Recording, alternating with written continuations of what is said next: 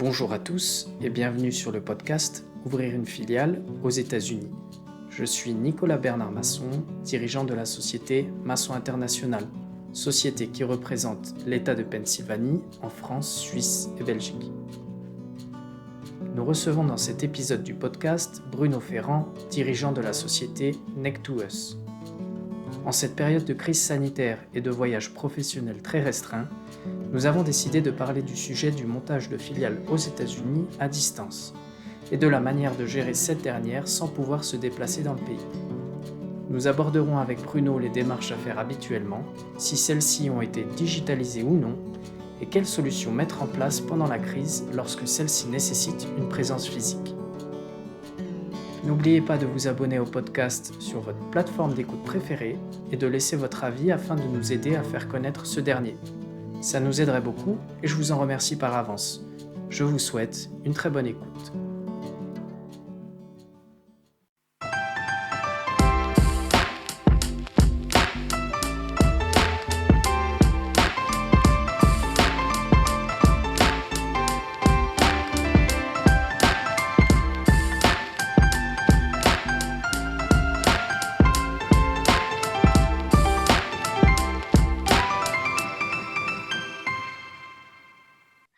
Bonjour Bruno et bienvenue dans le podcast. Merci de nous rejoindre.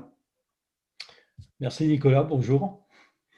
Bruno, est-ce que tu peux un petit peu te présenter à nos auditeurs, présenter ton parcours, tes emplois par le passé et puis ce que tu fais actuellement? Oui, alors je m'appelle Bruno Ferrand, donc je suis français évidemment, comme ça peut s'entendre. Par contre, je vis aux États-Unis depuis près de 15 ans. Donc j'ai commencé aux États-Unis en tant qu'expat, expatrié pour l'industrie aéronautique, puisque j'ai fait ma première mission aux États-Unis avec Airbus, où j'étais basé à Los Angeles avec un assignment, comme on dit ici, sur la supply chain. Et en fait, où je faisais partie d'une équipe de 6 personnes à l'époque, qui est devenue une équipe beaucoup plus conséquente depuis, et qui gérait l'intégralité, ou plutôt qui intervenait sur l'intégralité de la supply chain d'Airbus, surtout quand il y avait des problèmes. On faisait aussi de la surveillance, évidemment, mais à l'époque, on faisait beaucoup de résolution de problèmes, qualité et supply chain. Voilà, donc ça, c'était mon arrivée. J'ai passé 6 ans à Los Angeles sur ce job où, évidemment, j'ai rayonné sur l'intégralité je dirais, de l'Amérique du Nord, puisque c'était Canada, États-Unis et Mexique. Puis ensuite, tout en restant aux États-Unis, j'ai rejoint la société Latécoère qui avait besoin de présence locale dans le cadre du contrat Boeing 787 sur les portes, et surtout là aussi sur des aspects de supply chain et surtout de qualification de certains équipements un petit peu critiques. Et donc j'ai rejoint la TECOR en tant que responsable des achats États-Unis. Rapidement, je suis devenu patron des opérations, puisque j'ai pris le front office, je dirais, avec Boeing. Et donc, j'avais une casquette beaucoup plus programme, relation client, en plus de la supply chain. Et je dirais, bon, c'est arrivé rapidement ça a bifurqué rapidement sur la gestion totale de la filiale américaine de la TECOR, dont je suis devenu président en 2014. Et donc là, j'avais l'intégralité, je dirais, de la responsabilité des affaires américaines de la TECOR sur le sol américain. Donc là, j'ai géré pendant plusieurs années 2 sociétés, puisque la TECOR avait 2 sociétés aux États-Unis, une en Californie et l'autre qui était à Miami, mais que j'ai déplacée à Seattle parce que je trouvais que ça avait beaucoup plus de sens d'être présent à la porte du client Boeing.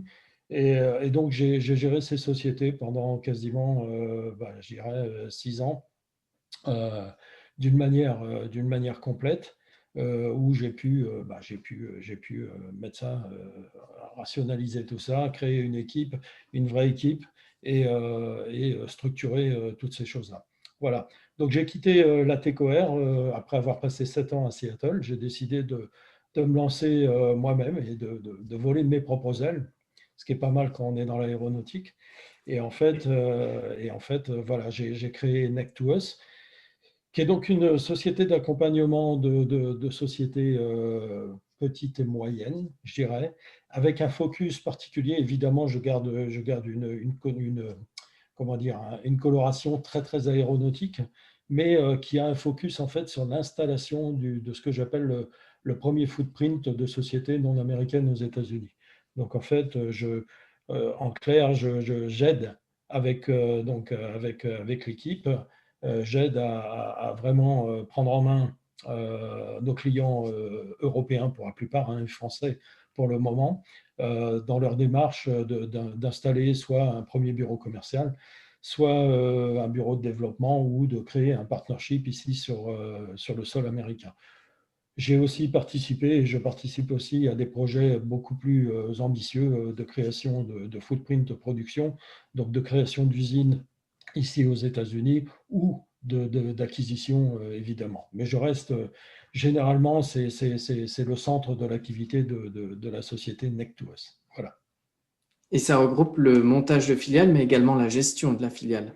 C'est exact. Absolument. Donc, on a essayé on va en reparler tout au long de l'entretien, mais on a essayé d'être un petit peu plus original, je dirais, que ce qu'on pouvait trouver d'une manière globale ici aux États-Unis. Et donc, bon, c'est l'installation, évidemment, mais ça ne s'arrête pas là. Je dirais que c'est un premier step, et c'est vraiment le premier step pour mettre en place tout ce qu'il faut. Mais évidemment, le but, c'est pas de s'arrêter là, c'est de créer une relation de long terme avec nos clients et donc d'assurer aussi la gestion. On va en parler tout à l'heure dans les détails. Quand on dit gestion, évidemment, comme je disais, on a essayé d'être original. Donc, c'est pas fournir les clés en fait de la filiale à un cabinet comptable. C'est un petit peu plus que ça. Et vous comprendrez que en fait, je base tout ça sur mon expérience passée de gestion de ces sociétés pour le groupe Latécoère ici aux États-Unis, puisque en fait, c'était deux sociétés assez petites, puisqu'au total, on avait une trentaine d'employés sur 2 sites. Mais enfin, je veux dire que gérer une petite société, c'est pas forcément plus facile. Enfin, plus facile. Disons que c'est pas Oui. forcément plus facile sur certains aspects, et on en parlera tout à l'heure. Et en fait, voilà, j'ai décidé de mettre à profit en fait cette expérience au service de plus petites sociétés qui veulent exister aux États-Unis, mais qui se posent beaucoup de questions et qui ne savent pas comment s'y prendre au départ. Voilà. D'autant plus qu'actuellement, avec le coronavirus, ça devient de plus en plus compliqué de monter sa filiale aux États-Unis et ou de la gérer également. Et c'est pour ça que je voulais te solliciter pour cet épisode. Je pense que ça sera un enjeu majeur de l'année 2021. Et c'est pour ça que je t'ai convié. Je voudrais un petit peu rentrer dans le vif Merci. du sujet et puis parler justement du montage de la filiale aux États-Unis. Est-ce que tu pourrais expliquer ou lister dans les grandes lignes les quelques démarches administratives à faire pour monter une filiale aux États-Unis? Absolument. Donc, on va pas faire quelque chose de très, je dirais, super standard. Mais en clair, il y a une douzaine d'étapes principales, parce qu'il y en a beaucoup plus que ça, mais bon, il y a une douzaine d'étapes principales. Avant de commencer à lister et à discuter de ces étapes, je pense que, bon, ce que je voudrais dire, c'est que c'est pas forcément hyper compliqué. C'est pas une question de complexité, c'est une question de connaissance. C'est une question de connaissance et de culture. Donc, voilà ce qui nous anime donc, chez Neck2Works, et voilà ce qu'on apporte vraiment à nos clients. C'est bon, vous inquiétez pas, on sait, on l'a fait et on continue à le faire. Et donc, voilà, on part sur ce principe-là. Je parlais d'une douzaine d'étapes, évidemment. Bon, on peut parler de ces étapes. Pour commencer, il faut savoir où est-ce qu'on veut s'implanter. Et là, il y a plusieurs critères. Toi, Oui. Nicolas, tu le sais parce que bon, ça fait partie aussi de ton job et de tes, je dirais, préoccupations professionnelles. Mais donc, le lieu est important. Donc, le lieu peut être conditionné par plusieurs choses, par le marché, évidemment, par des choses toutes simples du type, tiens, qu'est-ce qui va être le plus pratique en fait pour communiquer avec ma filiale? Et souvent, la réponse, c'est, bah, je préfère me mettre sur la côte Est parce que j'ai un time difference qui est quand même plus approprié et beaucoup plus pratique. Mais ça peut être aussi la proximité et ça revient tout le temps, la proximité d'un aéroport important. Parce qu'en général, bon, on a des gens qui voyagent, on voyage aussi dans sa filiale, et donc il ne faut pas être au milieu de la pampa, comme on peut dire. Et il y a d'autres critères aussi du type main-d'œuvre, disponibilité de talent, ou comment dire, potentiel de talent, coût de la main-d'œuvre, complexité de la loi sur le travail. Il y a tout un tas de choses qu'on déroule et donc on fait ce diagnostic en général avec nos clients. Et en général, les clients savent déjà où, en clair, où est-ce qu'ils veulent Ok, s'installer. Et en oui. général, on repasse tout ça au crible avec eux de manière à leur ouvrir les yeux aussi sur ce qui est important et aussi sur certaines opportunités dans certains endroits. Après, je passe sur tout un tas de choses comme, et ça dépend vraiment de l'implantation qu'on veut mettre en place, mais je passe sur les offres d'incentives qui peuvent être plus intéressantes d'un État à l'autre, la taxation qui est différente d'un État à l'autre. Donc, il faut prendre tout ça en ligne de compte et puis à partir de ce moment-là, démarrer le diagnostic. Et généralement, on arrive rapidement à un compromis, pas un compromis, mais à un lieu dit idéal pour le client. Donc, le lieu, c'est important. Ensuite, la forme de la société arrive assez rapidement. Donc, forme de société, bon, en général, il y a pas. Aux États-Unis, c'est relativement simple, hein, où on monte une. Je ne parle pas évidemment de partnership, là, je parle de création de société, où on monte une corporation, où on monte une LLC. En général, quand. Moi, mes clients sont souvent des sociétés hein, elles-mêmes. En fait, ce pas des particuliers qui installent quelque chose. Hein. Ce sont des sociétés et très rapidement, je dirais que nous, on monte des corporations, en fait. Parce que, bon, je passe les détails, mais c'est plus approprié, en fait, quand une filiale appartient à une autre société, utiliser la corporation est beaucoup plus approprié. Je pourrais vous expliquer pourquoi, mais je ne crois pas que ce soit le but aujourd'hui de rentrer dans ces détails. Donc, la forme de la société, évidemment, rapidement, on parle aussi d'impact fiscal euh, vis-à-vis de la société mère. Donc tout ça, évidemment, bon, je passais un petit peu vite avant, mais je ne fais pas tout ça tout seul. J'ai une équipe hein.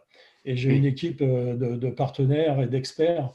Et donc, par exemple, ce dont on est en train de parler, je m'appuie énormément sur mon avocat, je dirais, partenaire, qui lui est un expert sur ces affaires d'incorporation et des sujets notamment d'impact fiscal. Parce que l'impact fiscal, c'est important de savoir que ce qu'on fait aux États-Unis a des fois des impacts sur ce qui se passe en France et vice-versa. Enfin, je dis en France parce que j'ai beaucoup de clients en France pour le moment, mais évidemment, ça peut être n'importe où Oui. ailleurs que la France.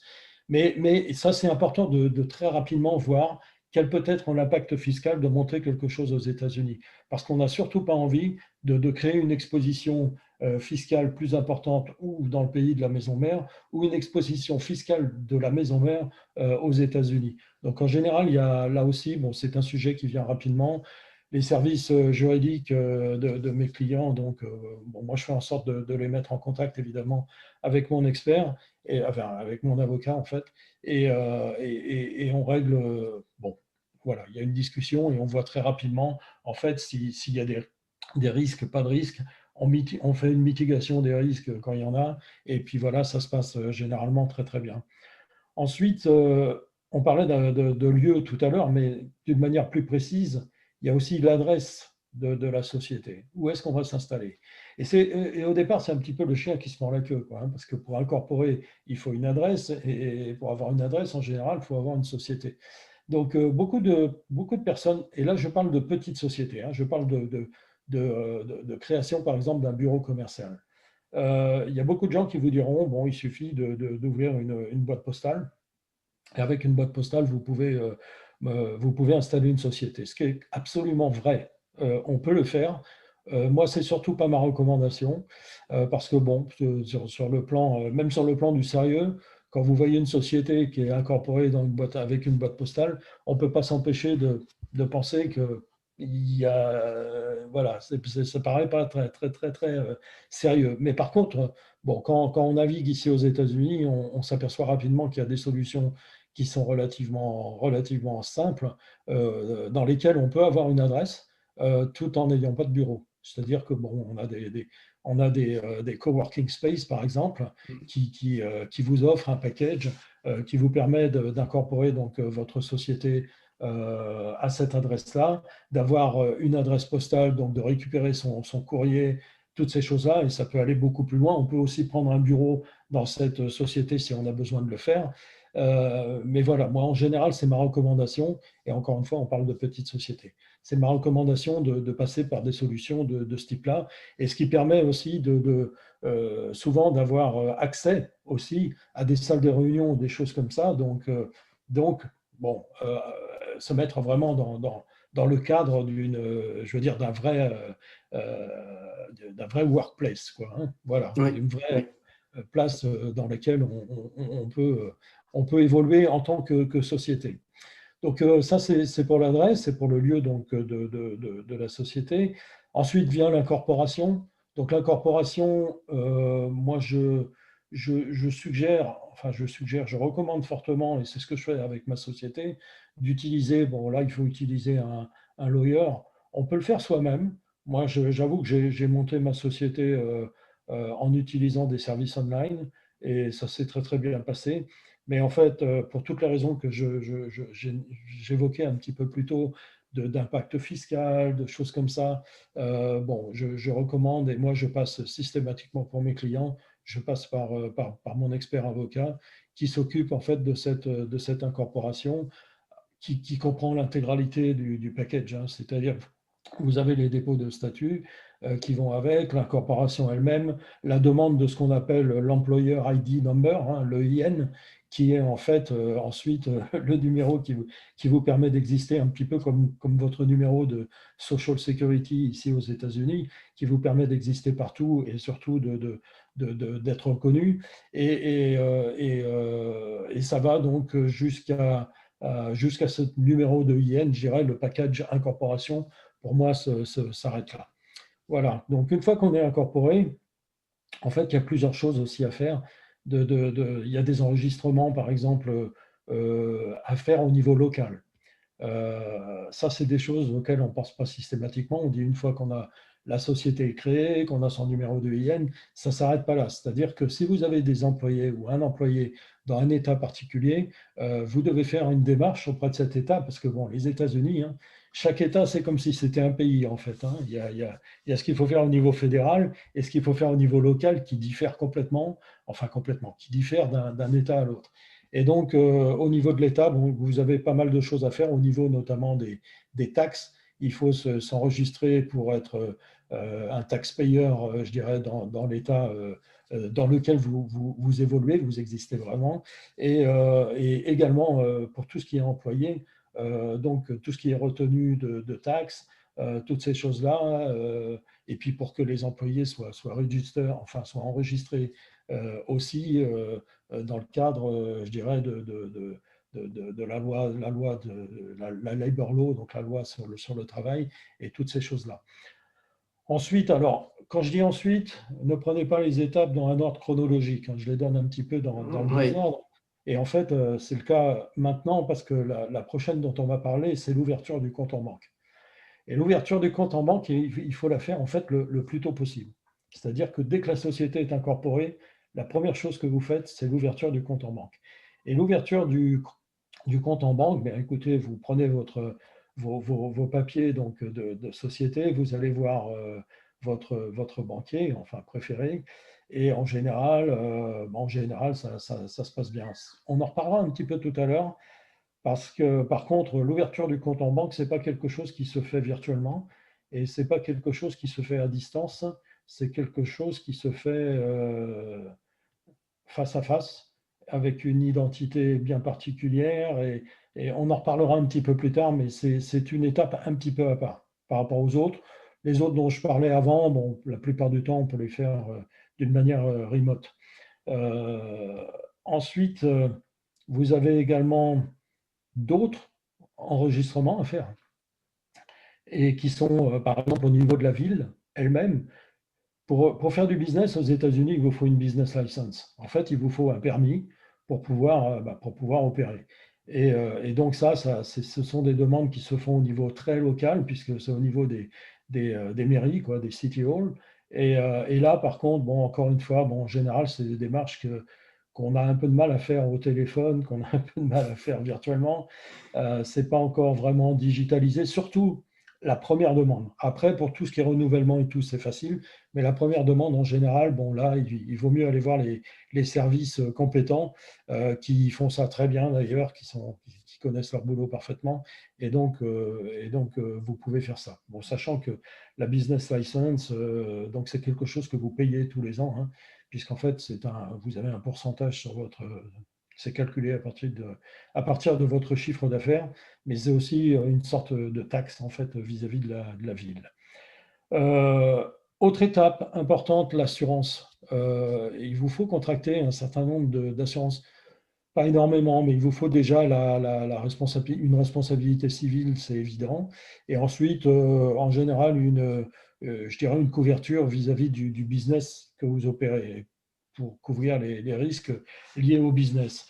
Donc là pareil, en général, bon, moi j'ai un partenaire qui m'aide beaucoup, évidemment, dans l'offre de contrat, mais pas simplement ça, c'est qu'en fait l'assurance fait aussi partie, je veux dire, c'est la résultante aussi d'un diagnostic.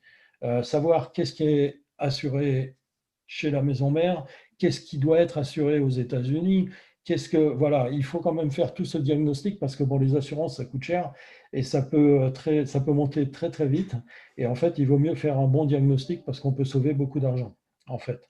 Voilà, donc après l'assurance, eh ben, ce qui est bien, c'est de faire un peu de recrutement quand même, parce qu'autrement, on va avoir un peu de problème Oui. à fonctionner, même si c'est un seul employé, parce qu'encore une fois, je parle de petites structures. Et là, même chose. Donc, on peut lancer très, très, très rapidement dans le process le recrutement. Euh, Moi, chez Neck2Us, on utilise aussi un professionnel, enfin, on a un partenaire professionnel qu'on utilise pour ça. Et donc, le recrutement, bon, il y a une discussion qui s'instaure évidemment avec nos clients sur le profil, sur la rémunération, sur tous les critères importants. Et là, je recommande aussi vivement l'utilisation de professionnels pour plusieurs raisons. Donc, évidemment, ça coûte un peu d'argent, ça c'est clair. Mais par contre, pour plusieurs raisons. La première raison, c'est qu'en général, vous avez une certaine garantie pendant, je dirais, au moins les 3 ou 4 premiers mois. C'est-à-dire que, bon, si jamais ça se passe mal ou si jamais ça ne marche pas, votre professionnel vous trouvera quelqu'un d'autre assez rapidement. Et ça, c'est important. Et la deuxième chose, c'est que, bon, il n'y a pas recruter, c'est pas une science, hein, c'est compliqué. C'est compliqué dans la mesure où, en fait, euh, rien n'est jamais garanti. Moi, je me suis planté lamentablement dans du recrutement, soyons clairs, et notamment quand je gérais moi-même les sociétés. J'ai aussi, Dieu merci, trouvé plus de bons candidats que je me suis planté, mais je veux dire, je me suis planté. Et quand vous en parlez autour de vous, euh, tout le monde a la même expérience. Donc, il faut mettre le maximum de chance quand même de son côté. Et encore une fois, bon, l'utilisation de professionnels qui est capable de vraiment acter aussi dans la culture locale pour pouvoir recruter, c'est important. Parce que si on veut recruter, je dirais, avec sa culture très, très, très française, par exemple, et qu'on se dit, tiens, bah, je suis aux États-Unis, pour un Français, ça, c'est important, les RTT, bon, je dis n'importe quoi, mais des critères qui n'existent pas ici, euh, on va vite avoir un problème, en fait, parce qu'on va pas mettre le doigt là où, je veux dire, où l'intérêt de l'employé est vraiment. Voilà. Euh, on peut parler d'application de visa parce que, bon, dans une société, évidemment, quelquefois, et les clients veulent souvent d'ailleurs envoyer quelqu'un ou un expat ou des gens même qui viennent visiter très, très fréquemment et donc qui ont besoin de visa. Donc là, même chose, bon, l'application de visa peut se faire à n'importe quel moment donc, dans le process. Mais encore une fois, bon, on utilise des avocats très spécialisés sur le sujet. Et encore une fois, bon, moi, je préconise vraiment de choisir un très, très bon avocat à immigration parce que ça fait une vraie différence au niveau je dirais, au niveau de l'obtention, enfin du délai d'obtention en fait, du visa. Et ça peut aller je dirais, de 1 mois ou 2 mois, hein, dans le meilleur des cas, jusqu'à 1 an ou des fois même jamais, quoi, hein. Donc, et le bémol que je mettrais à ce niveau-là, enfin, c'est pas un bémol, c'est la spécificité Neck to Us dans ce domaine-là, c'est que moi, en général, je ne recommande pas d'expatrier et je ne recommande pas d'amener de ressources non américaines. Dans le modèle Neck to Us, nous souhaitons garder l'entité américaine de notre client étranger la plus américaine possible et surtout au niveau des employés. Parce qu'en fait, pour être efficace dans le modèle américain, il faut être très efficient dans la culture américaine. Et en fait, avec un employé américain, au moins, vous avez Bon, après, vous pouvez vous planter sur autre chose, mais par contre, dans la relation, dans la culture locale, au moins, vous avez cette garantie et vous allez gagner énormément en efficacité et je dirais en malentendu, en tout ce que vous voulez. Voilà. Et ensuite, je vais terminer par, eh bien, pour faire la jonction justement avec la partie gestion dont on va parler tout à l'heure, je terminerai avec l'installation ensuite dans cette société de tous les services qui lui permettent de fonctionner. Et en fait, là, c'est pareil, enfin, dans tous les cas pour Neck2Us, nous avons sélectionné un certain nombre de partenaires. Et pour ne rien vous cacher, ces partenaires sont des gens avec qui j'ai travaillé depuis de nombreuses années, même si la société Neck2Us n'a été créée qu'en décembre 2018. Les partenaires que j'ai aujourd'hui, c'est des gens avec qui je travaille depuis des années, puisque en général, bon, c'est des gens que j'avais sélectionnés dans le cadre de mon emploi passé, quand j'étais président donc, des sociétés de la TCOR. J'utilisais ces gens-là. Et donc, voilà, ce n'est pas des gens qu'on a pris au hasard. Ce sont des gens en qui avec lesquels une confiance s'est instaurée et des gens qui sont vraiment capables. Donc, l'installation de ces services, c'est quoi? La tenue des comptes déjà de la société. Donc ça, c'est ce qu'on appelle un peu le bookkeeping. Donc ça, je dirais que ça, on l'assure même au sein directement de Neck2Us, hein, parce que bon, c'est une tâche qu'on a centralisée et qu'on utilise en fait en utilisant un outil qui est dans le cloud, donc un outil informatique. Donc c'est relativement simple. C'est surtout très très convivial et partagé avec nos clients. C'est-à-dire qu'il y a totale transparence. Donc voilà, donc, on utilise ça pour la tenue des comptes, les écritures, quoi. Ensuite, il y a la gestion des RH. La gestion des RH, donc il y a la paye, il y a les bénéfices, qu'on appelle les bénéfices, donc tout ce qui est healthcare insurance, 401k, donc pour la retraite, toutes ces choses-là.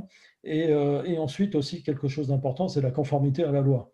Parce que la conformité à la loi, encore une fois, vous devez être conforme vis-à-vis du fédéral, mais vis-à-vis de chaque État. Donc, si vous avez un employé en Californie, un employé en Caroline du Sud, un employé en Pennsylvanie, ce sont des États avec des lois différentes. Et ça, si vous voulez tout suivre, c'est quand même un peu compliqué. Donc, encore une fois, nous, on a sélectionné un partenaire dont c'est le métier, en fait, dont c'est le métier d'abord de gérer les personnels dans des petites structures et dans des structures start-up.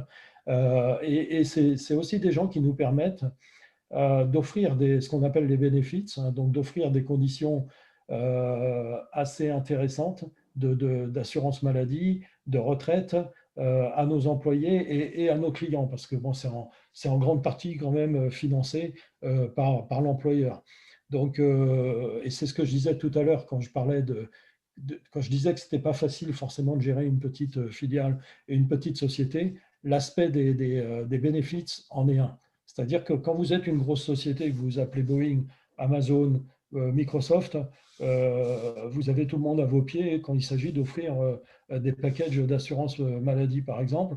Quand vous vous appelez Neck2Us avec 2 employés, là, ça devient tout de suite compliqué parce que les courtiers, en fait, en général, vous ne représentez rien, quoi. nous, on utilise des partenaires qui ont eu l'intelligence de se créer.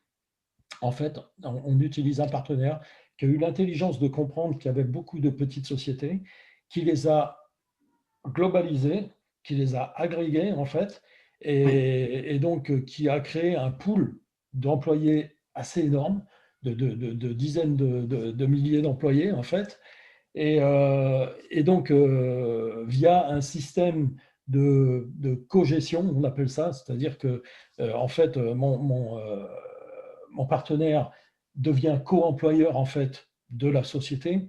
Alors, tout ça, c'est très administratif, hein, c'est juste pour vous donner un petit peu la mécanique des choses. Une fois que ça c'est fait, ça permet deux choses. Ça permet d'abord de pouvoir avoir des conditions intéressantes pour des petites sociétés pour tous les bénéfices.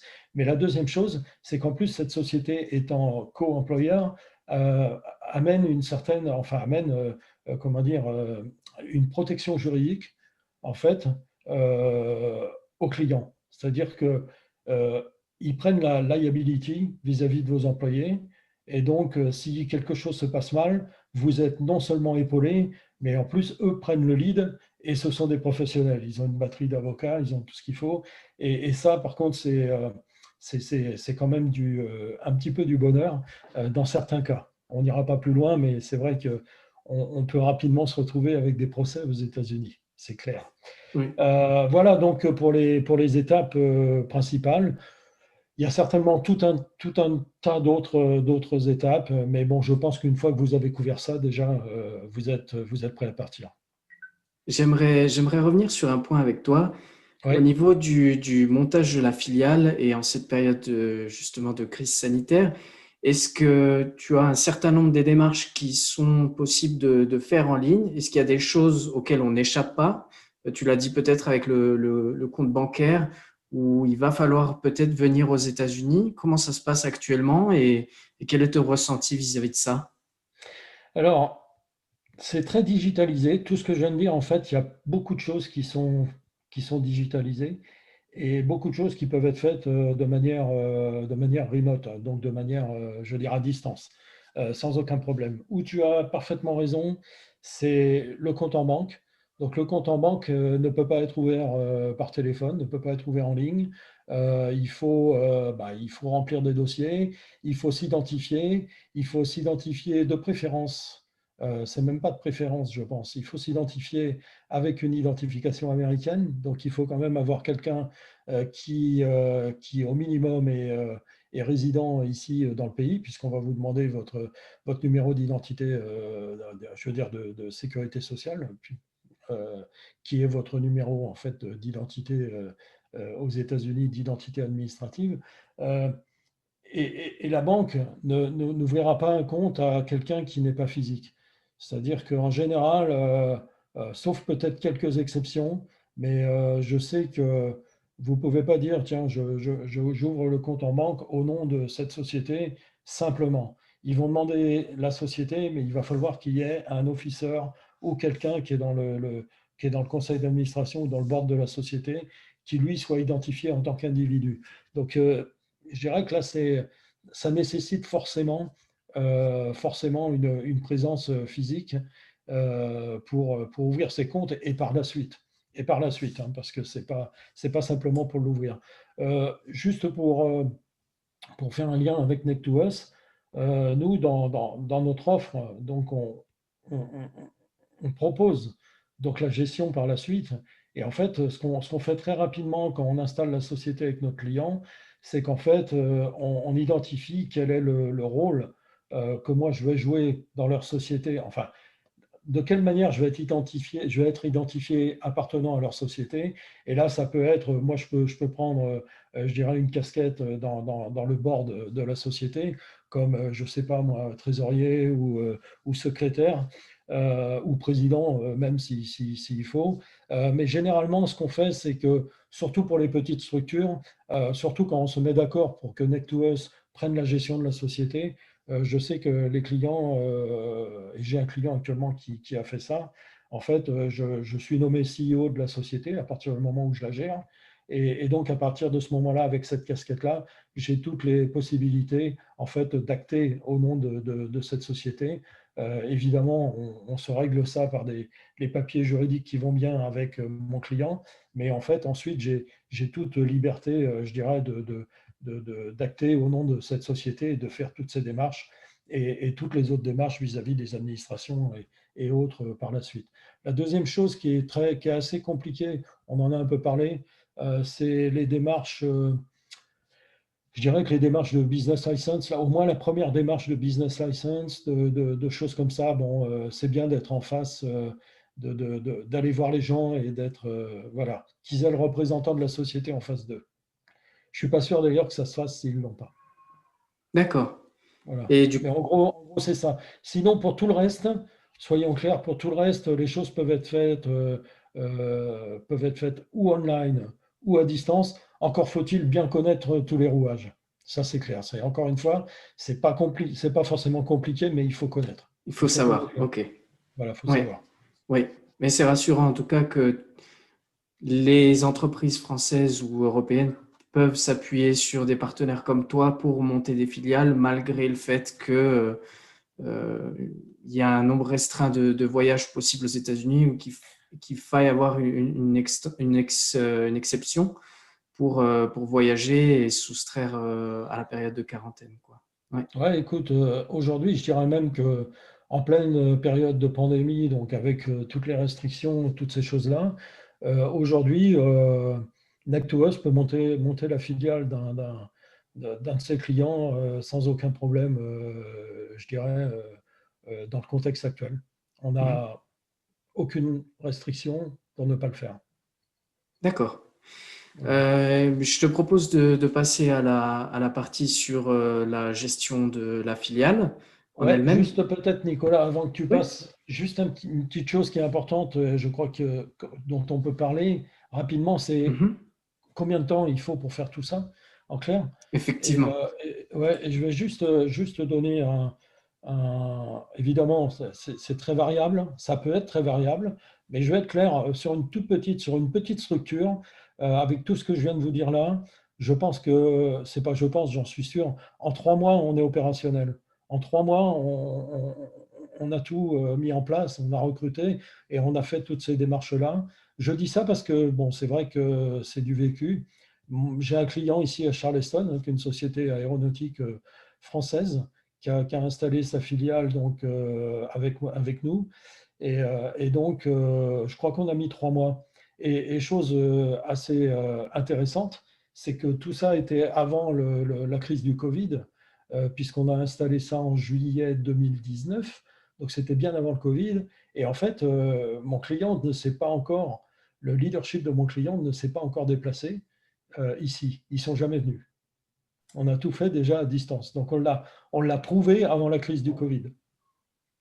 Oui, effectivement, c'est un beau succès et je trouve ça hyper intéressant de savoir que les sociétés peuvent créer à distance et de savoir qu'en 3 mois, c'est possible de boucler les Ouais, affaires, à condition de savoir quoi faire et lancer toutes les démarches un peu en même temps, quoi. absolument. Ouais, Absolument. ouais. Pour la partie gestion de la filiale, maintenant, est-ce que tu pourrais expliquer un petit peu de la même manière quelles sont les grandes tâches administratives qui sont récurrentes pour la gestion d'une filiale aux États-Unis au niveau de la comptabilité, des taxes, etc., pour que nos auditeurs puissent se rendre compte un petit peu du volume de travail. Oui, absolument. Alors, on va se répéter un petit peu parce que, évidemment, quand on a parlé de la partie monter la filiale, j'ai un petit peu débordé, mais c'est pas très grave. On va essayer d'être un petit peu plus, je vais essayer d'être un peu plus spécifique dans certains cas. Mais bon, les tâches principales, donc, bon, je reviens sur les écritures comptables en temps réel parce que, bon, quand vous avez une société qui tourne avec des employés, ben, vous avez des dépenses, voilà, et il faut suivre ça au jour le jour. Donc ça, c'est une des tâches importantes parce qu'il faut la faire, qui n'est pas compliquée, mais il faut la faire bien. La gestion de la trésorerie et des comptes, hein, on a parlé des comptes en banque, mais en fait, il faut quand même gérer ses comptes. Et gérer ses comptes, ça passe par une intervention aussi, puisque la plupart du temps, ce sont des comptes qui sont alimentés par la maison mère, donc qui est à l'étranger. Donc en fait, nous assurons comment dire, ce lien avec les services financiers de la maison mère, ce qui nous permet en temps réel, enfin en temps réel, on a des points réguliers tous les mois, des réunions et des choses comme ça. Et en fait, on gère l'alimentation du compte en banque américain à partir donc de la maison mère en France. Et c'est important parce que c'est ce qui vous permet de payer les salaires et de payer tout le reste en temps voulu. Et donc, ça, c'est quelque chose qui est important et qu'il faut faire aussi au fil du temps. Là, une tâche importante, c'est un certain nombre de validations vis-à-vis des prestataires. Et là, je vais être je vais être un petit peu plus laser pointed sur le RH. Euh, tous les mois, enfin tous les mois, 2 fois par mois, puisque bon, nous on a choisi dans tous les cas pour les clients que nos employés soient payés 2 fois par mois, chose qui est très, très courante donc aux États-Unis. Tout à fait. Et donc, à chaque fois que vous avez une paye, même si dans le système Nactuous, c'est assuré par un prestataire, bon, il faut quand même valider les éléments de paye avant que la paye ait lieu. Il faut faire ça, s'il y a des changements, s'il y a des primes, s'il y a des choses à ajuster, il faut le faire avec le prestataire en temps voulu avant que la paye donc soit réalisée et que les employés soient payés. Il y a aussi tout ce qui est check de conformité par rapport à la loi, parce qu'en fait, notre prestataire RH nous met des alertes en fait, permanentes sur ce qui se passe dans chacun des États et des nouvelles lois qui arrivent ou des changements. Et donc, à chaque fois, il faut vérifier qu'on soit compliant et donc qu'on soit conforme vis-à-vis des employés qu'on a par rapport à cette loi. Et dans une société, on peut avoir rapidement, c'est l'Amérique, hein, donc on peut avoir la société à Charleston, donc en Caroline du Sud, on peut avoir une employée ici ou un employé ici, et on peut en avoir un autre en Californie. Donc, je veux dire, il faut faire attention parce qu'en fait, il faut se tenir au courant de tout ça. La bonne chose, c'est qu'on n'a pas besoin d'aller chercher tous les changements par l'utilisation de notre expert, je dirais, RH, dont on a parlé largement avant. Mais par contre, quand il nous donne des recommandations, il faut être là sur place, vérifier et les appliquer. Il faut faire, voilà, il faut être très, très vigilant là-dessus. Et aussi, il y a tout ce qui est gestion des dépenses. Quand on a des gens qui voyagent, par exemple, il faut savoir gérer les dépenses et surtout les remboursements à nos employés en temps voulu, des choses comme ça. Et ça c'est quelque chose bon, qui est mandatory si on veut garder une bonne relation avec ses employés. Voilà. Euh, Autre tâche, des demandes administratives. On ne croule pas sous les demandes administratives, mais régulièrement, et surtout au niveau de l'État, on a des demandes donc, qui arrivent, ou des services fiscaux, ou des services employment, donc labor, ou des choses comme ça, où ils demandent des enquêtes, ou quelquefois ils demandent plus d'informations sur certaines choses. Donc ça, c'est des courriers qui sont envoyés. Tout est envoyé par courrier, par contre enfin au moins en Caroline du Sud, tout est envoyé par courrier. Et donc là, vous devez réagir. Voilà, là, il faut être sur place pour récupérer le courrier, ou vous pouvez toujours demander à votre coworking space, par exemple, si vous êtes dans un coworking et que vous avez une adresse, de vous envoyer les courriers.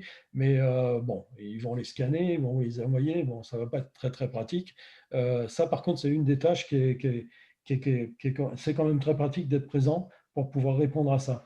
Et quelque chose d'encore plus important, Nicolas, toi tu es au courant, mais on va en reparler très rapidement. Il y a eu avec le Covid, il y a eu un élan, je dirais, d'aide aux personnes, mais aussi aux sociétés. Et donc, il y a eu une chose un système qui s'est mis en place qui s'appelle le PPP, qui est en fait qui est en fait un prêt qui a été assuré au petit business, je dirais, enfin de moins de 500 employés, quoi. Et donc pour aider rapidement dans le contexte qui se dégradait à vitesse grand V. Donc Dieu merci, la plupart, bon, il y a beaucoup de sociétés qui ont pu bénéficier de ce PPP, mais encore une fois, le PPP en question dont on parle, c'est là, il faut, du coup, il faut être très très réactif. Alors d'abord, les demandes se font vis-à-vis de la banque. Ça ne se fait pas vis-à-vis de services administratifs, mais les demandes se font via votre banque. Donc votre banque, en fait, voilà, encore une fois, il faut être bien identifié avec son numéro de sécurité sociale, l'individu qui va bien et tout. Et ça, pour ça, par contre, si vous n'êtes pas, ça c'est quelque chose, si vous n'êtes pas présent, je pense que le PPP, c'est juste impossible de l'avoir. Et c'est juste impossible de faire l'application. Parce qu'en plus, bon, là, ce sont des applications online, mais c'est des applications, c'est le revers de l'application online, c'est qu'en fait, si vous ne remplissez pas une case exactement comme il faut, vous ne pouvez pas aller à la suivante. Et là, en fait, il y a des demandes qui sont rejetées juste à cause de ça. Il n'y a aucun moyen de discuter. Vous ne pouvez pas prendre vos téléphones et dire oui, mais non, c'est comme ça. Et donc, à partir de ce moment-là, là, mieux vaut être dans un format quand même très, très américanisé, parce que si vous êtes dans un format qui est un petit peu hybride, ça va être compliqué et ça ne va pas se faire du tout. Donc ça, je crois que c'est un bon exemple, le PPP, donc avec le Covid.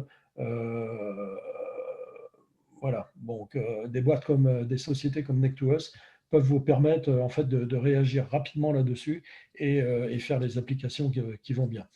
Euh, Ensuite, dans les tâches, ben, évidemment, il y a les tâches classiques de reporting. Donc, reporting vers la société mère. Ce que je disais tout à l'heure, c'est que Next2us a choisi aussi des partenaires qui sont très digitalisés. La société de RH, tout est online donc, dans le cloud. Donc, ce qui fait que on gère tout à partir d'une plateforme. Et ça veut dire qu'on peut donner visibilité, ce n'est pas nécessaire, mais on peut donner entière visibilité à son client maison mère à l'étranger. C'est-à-dire que moi, je peux donner des autorisations d'aller voir même comment dire, les détails de paye, les détails de vacances, les détails de tout ce qui concerne les employés à la maison mère. En général, bon, j'offre cette transparence. Mais en général, ils n'ont pas vraiment besoin de voir quoi que ce soit là-dessus, ça ne les intéresse pas. Mais je veux dire, c'est possible. Donc, on a choisi ça. Pour la comptabilité, c'est la même chose. On utilise QuickBooks en général, et avec QuickBooks, on est dans le cloud, puisqu'on est en QuickBooks online. Et en fait, avec le cloud, c'est la même chose. Si jamais il y a besoin si jamais quelqu'un veut auditer ou aller voir des détails ou des choses comme ça, c'est facile parce que d'entrée, nous, on file toute cette transparence. Et après, c'est le client, en fait, qui choisit d'y aller ou de ne pas y aller, ce qui n'empêche pas que de l'autre côté, nous, on fait ce boulot-là, on fait des synthèses et je dirais qu'on fait, on fait ensuite le reporting qui va bien vis-à-vis du client pour lui donner la high level, je dirais, visibilité. Ceci étant, s'il veut aller plus loin, notre client est tout à fait en mesure de le faire. Voilà. Ensuite, le support, il y a une partie que moi j'appelle support RH. Au-delà donc de la relation avec la société de RH, euh, être présent ici, c'est aussi important vis-à-vis des employés parce que bon, on peut avoir des employés remote qui travaillent à partir de chez eux, ça c'est clair, et il n'y a pas fallu attendre le Covid d'ailleurs aux États-Unis pour que ça existe, ce qui est une bonne chose puisque bon, ici aux États-Unis, je dirais que tout le monde était quasiment prêt à travailler de cette façon-là. Ceci étant, bon, la relation humaine reste importante. On n'a pas affaire à des robots, on n'a pas affaire qu'à des gens qu'à des gens, qu'à du virtuel. On a aussi affaire à des individus. Et là, je ne parle pas forcément de support ou d'aide au niveau technique dans leur boulot, quoique ça en fait partie aussi. Mais par contre, bon, ça peut être simplement des problèmes personnels. Ça peut être un employé qui a besoin qui a besoin que quelqu'un, qu'un propriétaire qui a besoin de louer un appartement et le propriétaire veut parler au patron de la société qui l'emploie. Et ça m'arrive régulièrement. Et ça, c'est des choses importantes qui sont quand même le service que l'on doit à nos employés pour leur bien-être et puis pour qu'ils puissent vivre normalement. Et donc, c'est ce que j'appelle le support RH, c'est ce lien humain qu'on garde quand même avec l'intégralité des employés. Chez Nectos, ce qu'on fait aussi, c'est que d'une manière régulière, on se parle avec les employés des clients, ce qui fait que, bon, au-delà des reporting, on s'assure tout le temps qu'il n'y a pas comment dire, de gros problèmes quelque part ou de choses qu'on ne puisse pas aider. Ou, voilà. Donc, on prend la température et en fait, on garde ce côté relation humaine. Et ça peut se faire qu'en étant localement, hein, en général. Voilà. Ensuite, une des tâches importantes, c'est quand vous avez des gens qui voyagent, bah, c'est de s'occuper de leur voyage aussi. Donc, mais là, pareil, on peut utiliser, moi, je n'utilise pas de service digitalisé pour ça.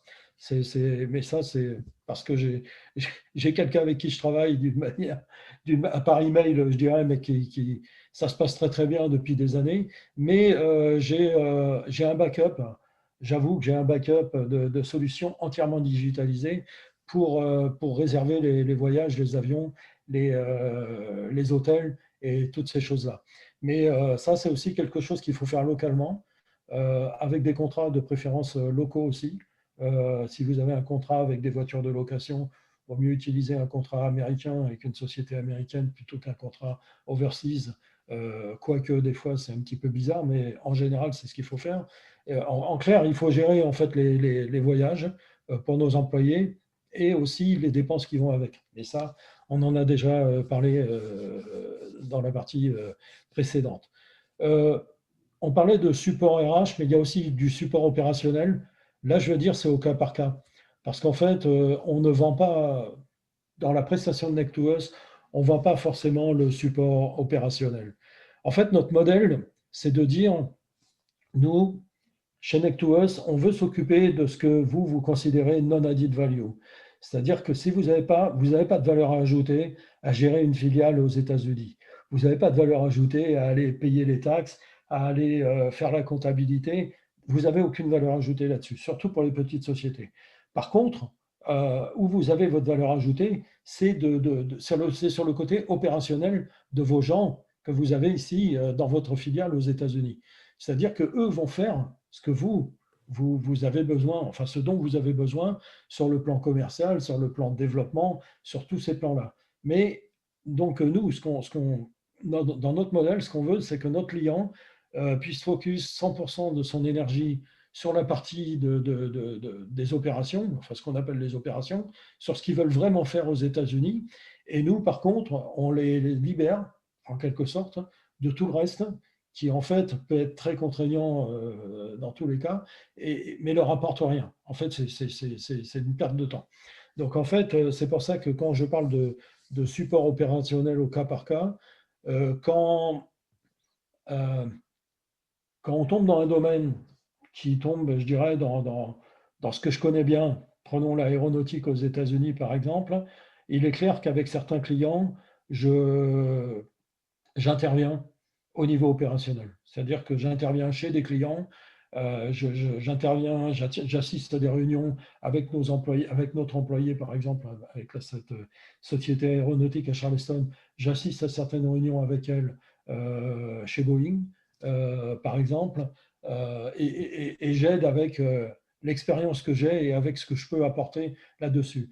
Par contre, pour des clients où j'ai pas, parce que j'ai pas un background partout quand même, et donc pour d'autres clients, des fois on peut amener une présence exécutive où c'est important d'amener une présence exécutive, mais après pour rentrer dans des détails, c'est pas quelque chose que moi je rentre dans mes prestations. Après c'est au cas par cas, on en discute. Si ça a un effet positif, on le fait. Si ça n'a pas d'effet positif, on trouve une autre solution. Et moi, par contre, par contre, je peux faire appel aussi, dans le cadre des services, à peut-être des experts un petit peu plus, ou des consultants un petit peu plus férus dans ce domaine-là. Et là, par contre, c'est mon job de trouver un expert ou un consultant pour plugger chez mon client et pour l'aider. Voilà. Euh, Ensuite, je dirais la gestion du bureau, si vous avez un bureau. Euh, mais bon, ça c'est si vous avez un bureau. Les moyens, bon, là je passe sur ces détails-là. Payer les factures, hein, choses comme ça. La déclaration des taxes, quelque chose d'important.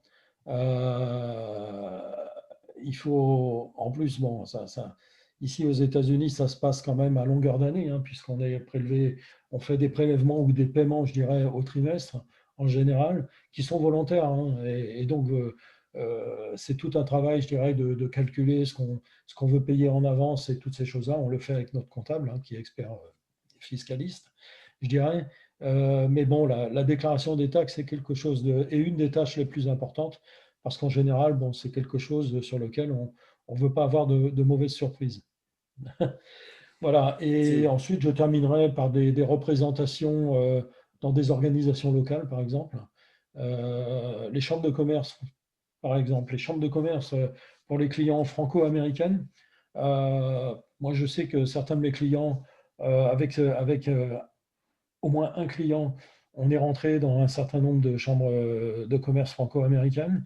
Et donc là, bon, la représentation, moi j'assure la représentation dans ce domaine-là et le lien avec ces chambres de commerce. Voilà, ça peut être chambre de commerce, ça peut être autre chose, hein, également. Mais il y a une certaine représentation locale en général. Quand une société existe quelque part, en général, bon, la communauté business locale et la communauté administrative, enfin je veux dire, même au niveau de l'État local, aiment bien quand même avoir un représentant qui viennent participer aussi à l'action locale et et je dirais à l'effort local ou à la promotion même des fois de l'État ou partage d'expérience. Est-ce que c'est friendly d'être dans cet état-là, pas? Voilà, et en fait, ils ont besoin quand même de représentants locaux pour pouvoir s'exprimer. Et donc, ça, nous assurons ça. Évidemment, dans le cadre du package de gestion, je dirais, de la filiale. En gros, je pense que ça couvre à peu près, là encore une fois, il y a certainement beaucoup d'autres tâches, mais les principales sont là. Les principales, d'accord. Donc pour résumer, sur la partie gestion de filiale, toujours possible de faire ça à distance pendant cette période. Néanmoins, Ouais. c'est toujours bien d'avoir Ouais. le visage de la société aux États-Unis et quelqu'un qui fasse la connexion locale vis-à-vis des employés, mais aussi vis-à-vis de l'écosystème. Absolument. Est-ce que toi, tu as rencontré des grosses difficultés actuellement dans la gestion de filiales avec certains de tes clients? Est-ce qu'il y a eu des problématiques particulières? Pas spécifiquement. Euh, le souci aujourd'hui, même si Dieu merci, ça n'est pas arrivé chez Neck2Us, ce serait la tentation, et là, bon, c'est vrai que je vais parler très aéronautique. Le choc dans l'aéronautique a été brutal, et toujours brutal, mais le choc lui-même a été brutal. Et donc, quand vous perdez plus de 50% de votre chiffre d'affaires immédiatement et que vous êtes dans un mode où voilà, il faut être résilient immédiatement le plus vite possible, vous coupez toutes les branches que vous pouvez couper. Tout ce qui est non essentiel, comme c'est un mot à la mode en ce moment, tout ce qui est non essentiel. Et le problème est de savoir jusqu'où va le non essentiel. Parce que, bon, avoir une filiale aux États-Unis, c'est vrai que c'est vachement. C'est super d'un point de vue business quand la dynamique est là. Quand tout se casse sa figure partout, vous avez peut-être des clients qui peuvent être tentés, même si ce n'est pas ce qui coûte le plus, hein. Mais il y a des clients qui peuvent être tentés de dire, bah, tiens, est-ce que je ne mets pas ça dans mon plan de réduction des coûts? Et puis, quand ça repartira, je le verrai. Dieu merci, ça ne nous est pas arrivé. Ça ne nous est pas arrivé. Et donc, tant mieux aussi pour les clients, parce que je pense qu'ils ont réfléchi assez rapidement. La première chose, c'est qu'on peut mettre ça sur une liste, et puis rapidement, on se dit, oui, mais en étant présent, moi, pendant la crise du Covid, le nom de ma société est aux États-Unis. J'ai un employé aux États-Unis, et j'existe là-bas. Et en fait, avec la suppression des visas, enfin, temporaire, avec le manque de voyages, enfin la suppression des vols et des voyages et la fermeture des frontières, en fait, moi, je suis toujours présent là-bas et je vais continuer avec les contraintes qu'il y a aux États-Unis, mais je vais continuer à évoluer. Et donc, ça, par contre, très rapidement, je pense que les clients se disent, mais ça, en fait, c'est un avantage. Parce qu'en fait, mon employé là-bas sur place sera toujours mon ou ma employé, enfin, mon employé, ça va, ça couvre les deux. Je deviens un peu trop américain par moment. Et, et donc, c'est vrai que c'est important de se dire, je suis toujours là, Donc, mes employés vont être en contact avec mes clients, vont continuer à les rassurer. Il y a une certaine continuité. Ils vont pouvoir quand même. Alors, évidemment, on peut faire des meetings virtuels à partir de la France, mais là, on est dans le même créneau horaire. On continue à faire un certain nombre de choses. Si jamais on peut se déplacer, on se déplace avec, je dirais, les contraintes actuelles. Mais on continue à opérer ici. Et ça, ceux qui n'ont pas mis en place ce modèle avant, ça, ils ont pas, tout s'est arrêté. Enfin, je veux dire, ils ont tout arrêté. Ils n'ont pas pu Oui, continuer même à communiquer, ça, c'est devenu très compliqué avec leurs clients ou avec leurs prospects. Et en fait, ça s'est arrêté. Donc, très rapidement, quelque chose qui peut être perçu comme, tiens, je vais faire une petite source d'économie. Alors, je dis une petite parce que c'est vrai que c'est pas quelque chose qui coûte excessivement d'argent dans le cadre d'un petit footprint, hein, comme je parle.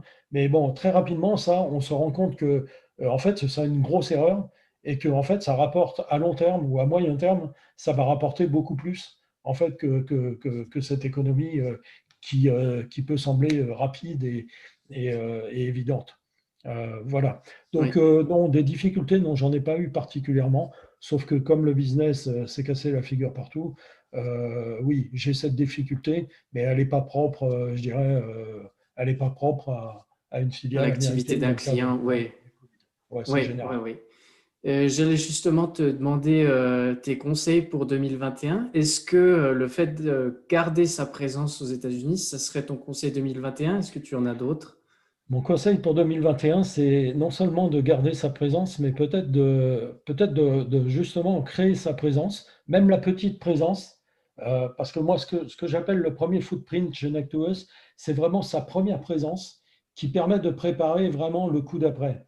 Et ça paraît, on n'en a pas beaucoup parlé au début, mais ça peut paraître surprenant, mais le fait de s'américaniser, d'être existant avec un Inc par exemple, si vous avez une corporation ou un LLC après votre nom de société, rien que ça, c'est déjà, ça veut dire beaucoup. Ça veut dire beaucoup au niveau de l'intégration, ça veut dire beaucoup au niveau de je suis présent, mais je fais l'effort.